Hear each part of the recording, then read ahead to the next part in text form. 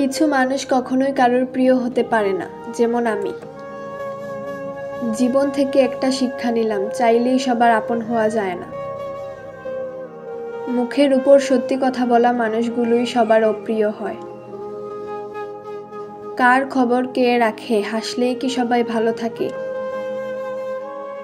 আমি প্রয়োজনে সীমাবদ্ধ, কারোর প্রিয়জন হওয়ার সামর্থ্য আমার নেই। আমি স্বার্থপর নই, শুধু তাদের কাছ থেকে দূরে সরে যাই যাদের কাছে কোনো মূল্য নেই। আমার সবচেয়ে বড় বন্ধু হলো আয়না, কারণ আমি যখন কাঁদি তখন সে হাসে না।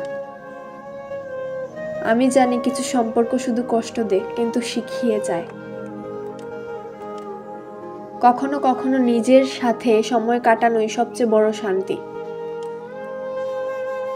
পৃথিবীটা হাসছে, কিন্তু আমার মনের মধ্যে ভীষণ নিস্তব্ধতা।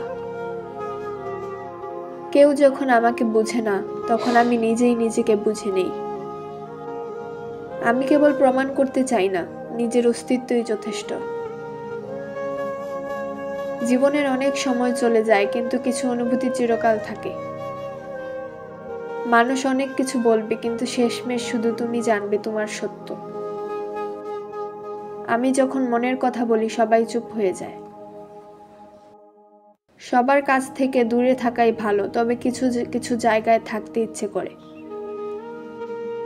জীবন একটা ট্রিপ, যেখানে কখনো একা চলা, কখনো সঙ্গী নিয়ে চলা।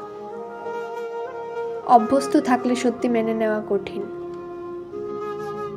আমি কখনো কিছু চাইনি, কিন্তু যখন পেয়েছি তখন বুঝেছি না পাওয়ার কষ্টটা। কখনো কখনো মিথ্যা বলাটা সত্যি বলার চেয়ে সহজ মনে হয়। জীবন মানে শুধু চলা, তবে মাঝে মাঝে থেমে দাঁড়িয়ে নিজের দিকে তাকান। আমি স্বপ্ন দেখি, কিন্তু বেলা শেষে সবকিছু ধ্বংস হয়ে যায়। মানুষ নিজের জন্য না, অন্যদের জন্য কষ্ট পায়, কিন্তু শেষ পর্যন্ত সবাই নিজে নিজেই একা থাকে।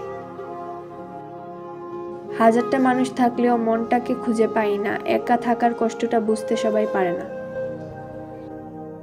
সবকিছু হারানোর পর একমাত্র যা বাকি থাকে তা হলো একাকিত্বের যন্ত্রণা।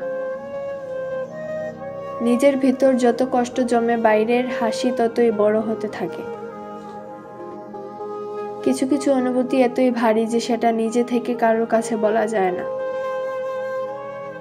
অহংকারের ছদ্মবেশে এক সময় নিজেকে হারিয়ে ফেলি, যে কেউ বুঝতেই পারে না।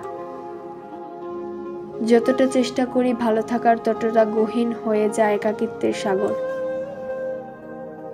কিছু সম্পর্ক শুধু ভাঙার জন্যই তৈরি হয়। বিভ্রান্ত হয়ে ভাবি, আসলেই কি আমি কখনো সুখী ছিলাম? অচেতনভাবে আমি জেনেছি কষ্ট কখনো শেষ হয় না।